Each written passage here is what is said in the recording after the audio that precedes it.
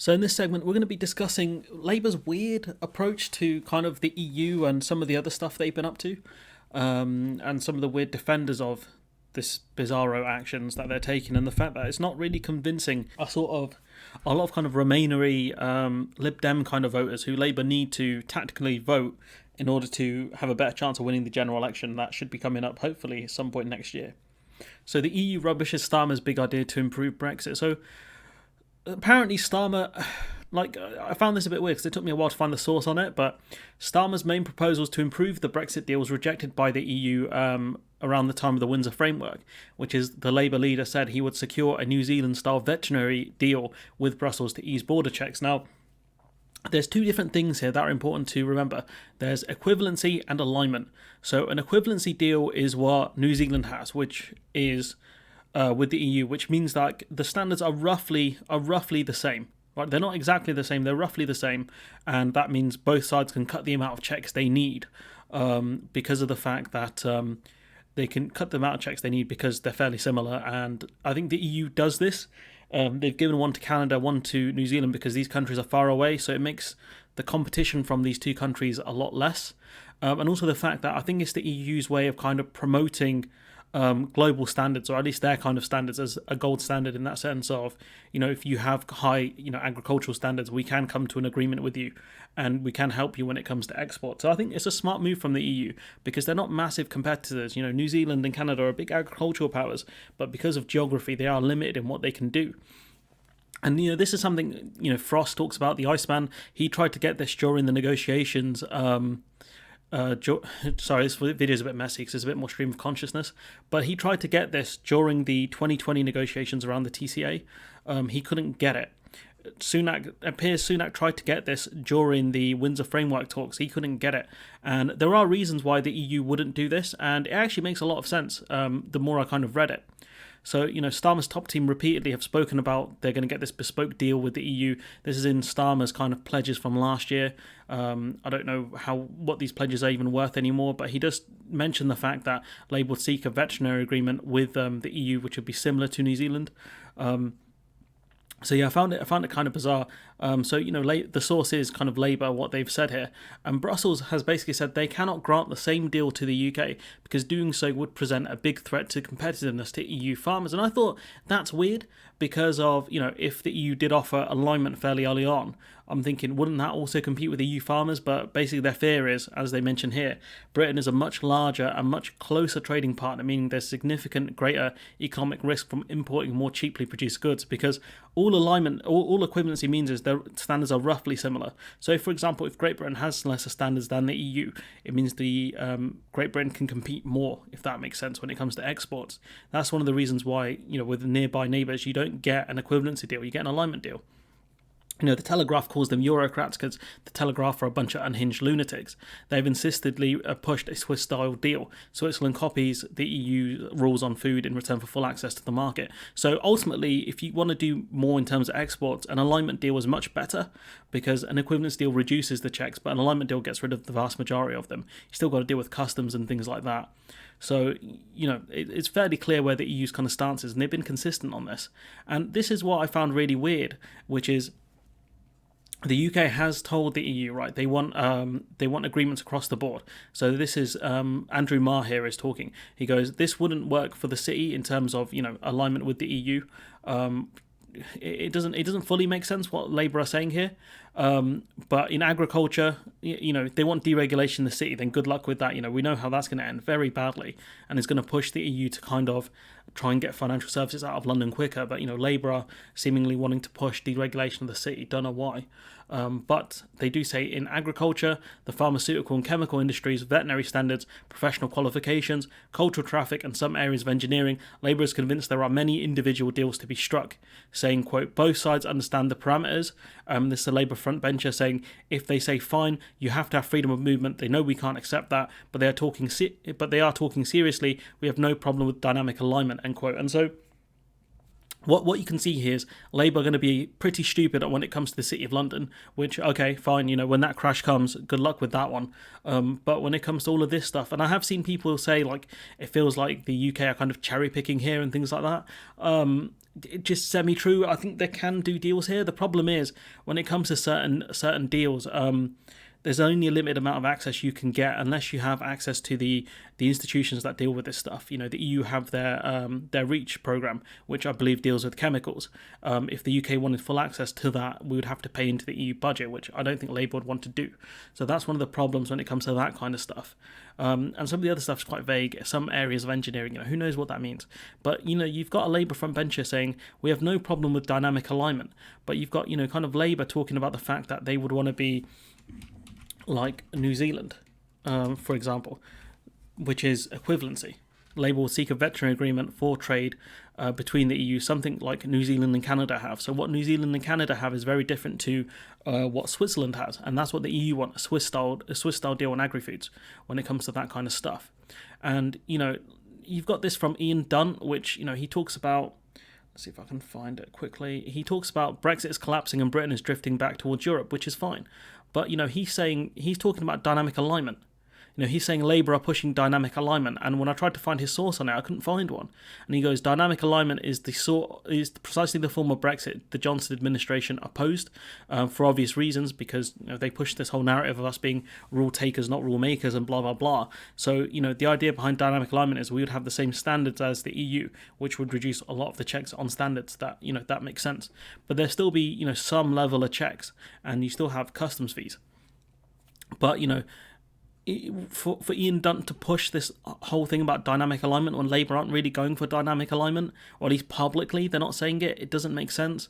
I mean, if Labour said they're going to play the game right, if Labour said that we're going to push for a veterinary deal, and if people ask what's it going to look like, you say we're going to get an equivalency deal like New Zealand, and when people come back and say to you, well, the EU have ruled that out, you can say, well, it's a negotiation, we're going to get that via negotiations, and we are more trusted than the Tories, for example, so we can get that. Obviously we know it's untrue, but at least it's a better lie than whatever the hell Labour are doing now. And with the thing with dynamic alignment is they will get hounded up by the Tory presses for this.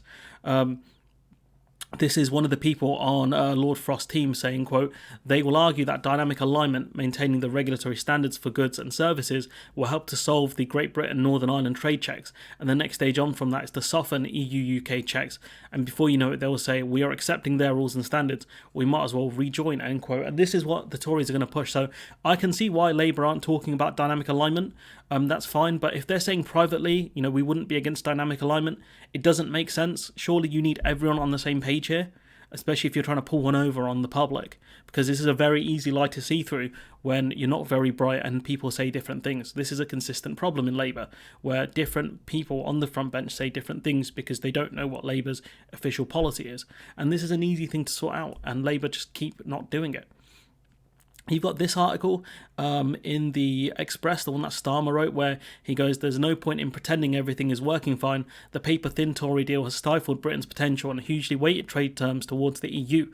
Every day it isn't built upon. Our European friends and competitors aren't just eating our lunch, they're nicking our dinner money as well. And I think this is phrased pretty clumsily, kind of makes it out like, I think it makes it look like the EU are kind of bullying this.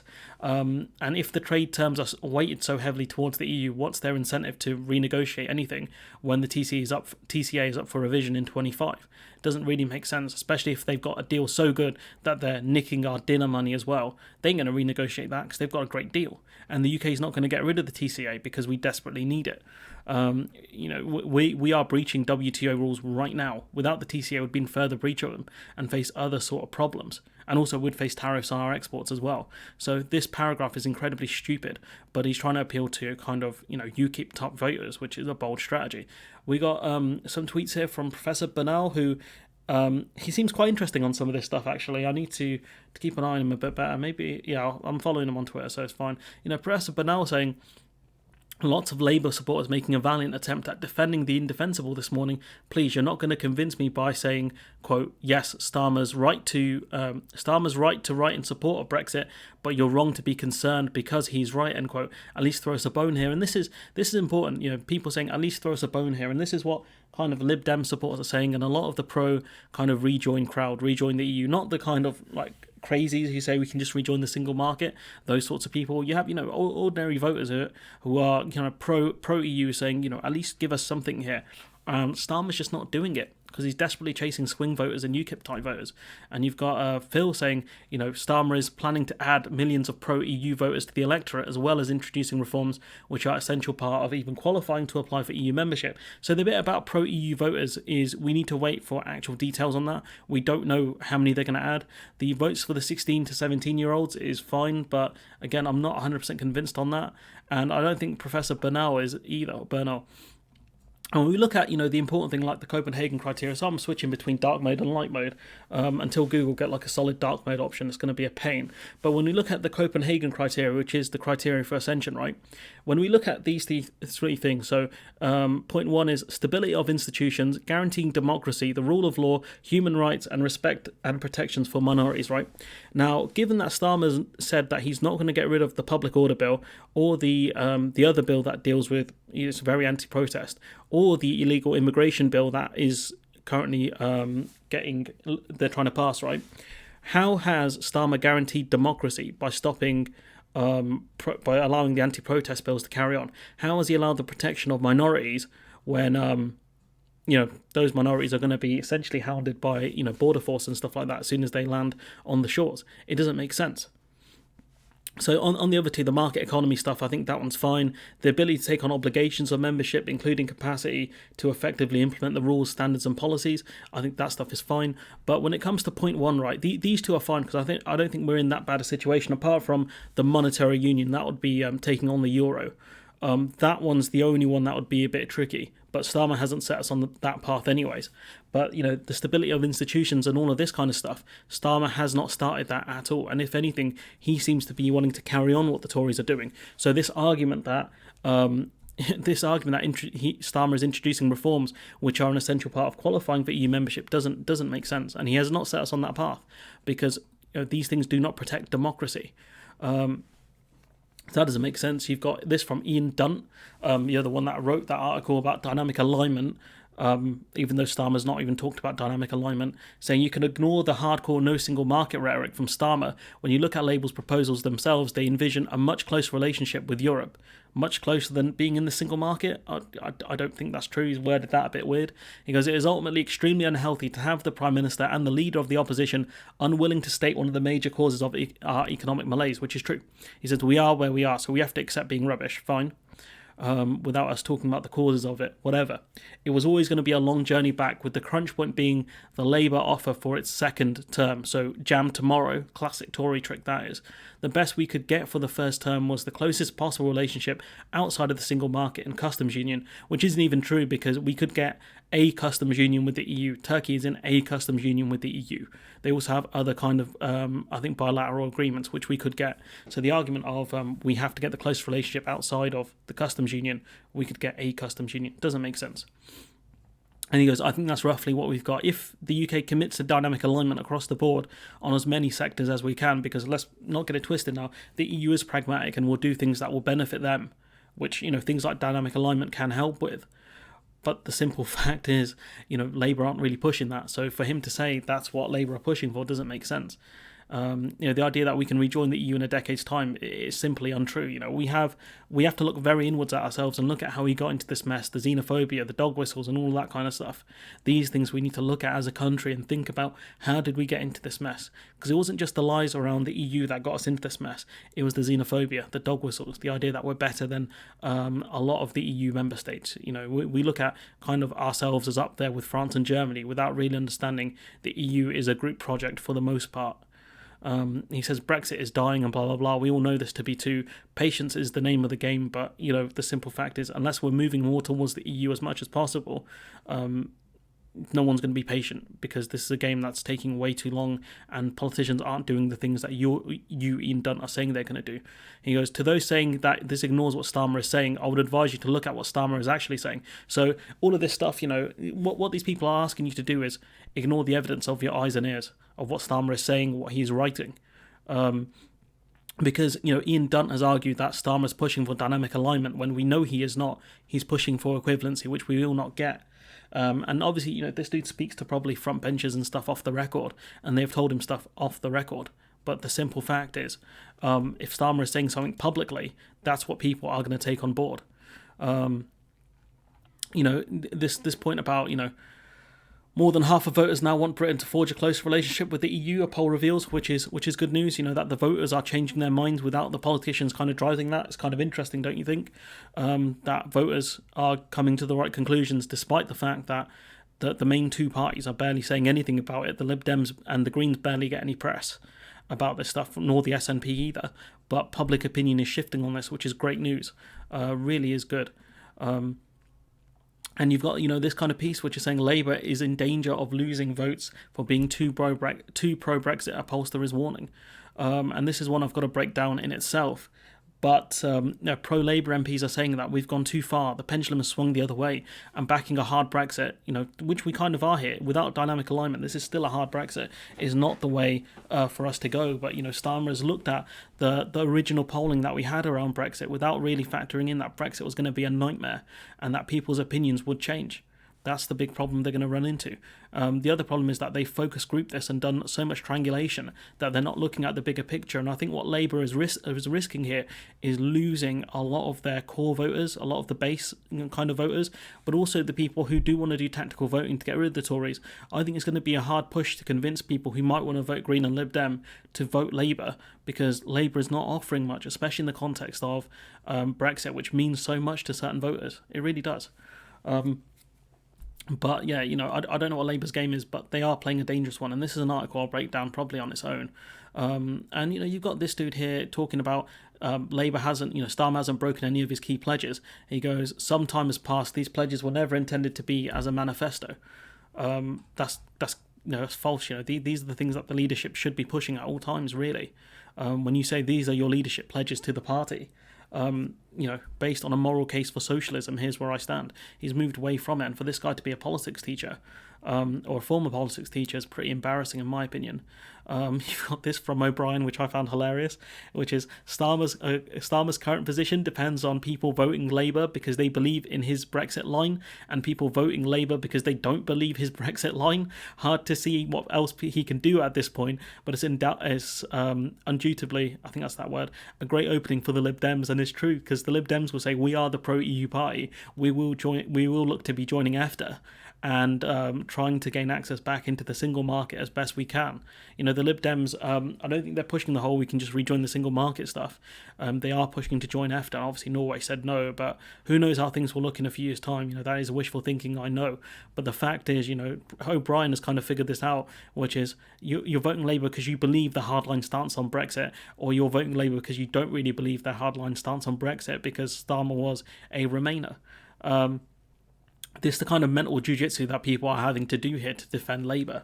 And I think some of the kind of the commentary, like the centre-left lot, are kind of slowly figuring that out. And this is the last one here from Bernal again, where he goes, he's got a small theory about Starmer saying, I know people think he's playing 5D chess or has a secret plan to lead us back into the EU. Alternatively, he's a puppet in the hands of donors, etc. I don't think so. I think the dark secret about Starmer is that he's exactly what he seems to be. There are no secrets. That doesn't mean he's always telling the truth. Of course he isn't. But that when he doesn't, it's for obvious reasons. He lies for simple political gain. And again, he's not lying when he seems to be. He's not pretending to support Brexit now. He's changed his position because he thinks supporting Brexit works politically, which I think is true. That, he knows now that, or at least he thinks now, based on the polling data, that this is the stance he has to take, and these are the things he has to push, and these are the things he has to believe in. You know, he's come out against immigration not as a lie, but because he thinks anti-immigration works politically, which we saw at PMQs, which was embarrassing. To getting really angry at the government over the amount of work visas that are being handed out, when the simple fact is the UK's vacancy rate is higher than the amount of unemployed people we have. We need people to come into the country to do to work across the board in multiple sectors. Starmer may come across, may of course be right about all of this, but he may not. What he doesn't do is key principles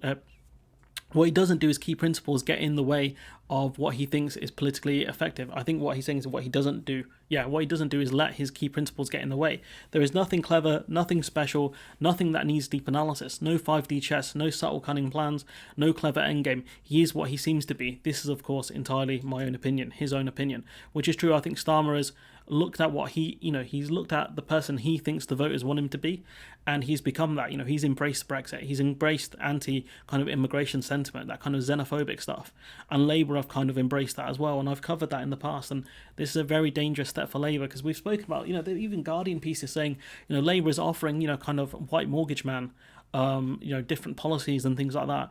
What are they offering to women or minorities? What are they offering to people that isn't mortgage man?